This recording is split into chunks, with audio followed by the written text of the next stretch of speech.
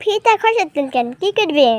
ফিতা খসে গরু গা ধোয়া করে মাও বালতির করে টানা টানা পানি রাখতে পারবো না, ওইখানে মোটরের ফিতা খসাতে গরু গা ধোয়া দিব। তোমার আপু ঘাস কাটে নিয়ে এলো, ঘাস কাটিতে তুমি গা ধোয়াবেন? গরু গা ধোয়া খাতে দিব। দেখো তোমার আপুর ঘাস কাটা হলো। আচ্ছা, আম্মু ঘাস কাটা হয়ে আসছে। হয়ে গেছে, বলো যে ঘর করে চলো, আব্বু ঘর পরে চলো।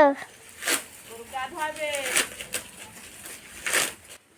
এমনি দুটা পয়সার মুখ দেখা সংসারে গরু গরু কিনা পুষলে পয়সার মুখ দেখা যাবে না।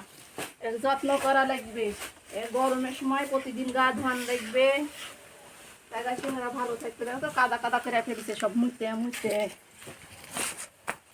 ঘাস কাদা তো হয়ে গেছে, চলো তো গরুটা গা ধোয়া দিচ্ছি, এটা সব রেডি করে রাখছি।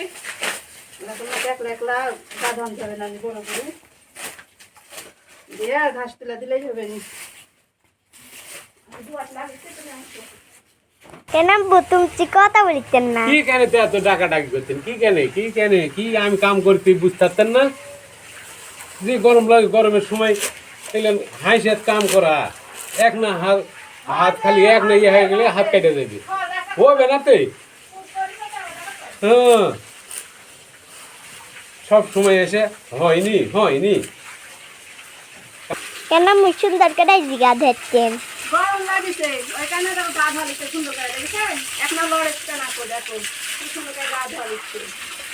গরমের সময় আর প্রতিদিন গা ধোয়া দেখবি। তোরা ডাক দাও, তোর গা গুলা বেলা দিলে নি ডাক দাও। আব্বু আব্বু যাও আম্মুর কাছে। গা গুলা ইয়ে করাম পানি দিচ্ছি গরু তা পাচ্ছে গরু। না আমাদের তো তুই বাপের দেখা বাবাতে লড়ি দাইয়া করতে তো বাবা না কি চলতে বাবা মেয়ে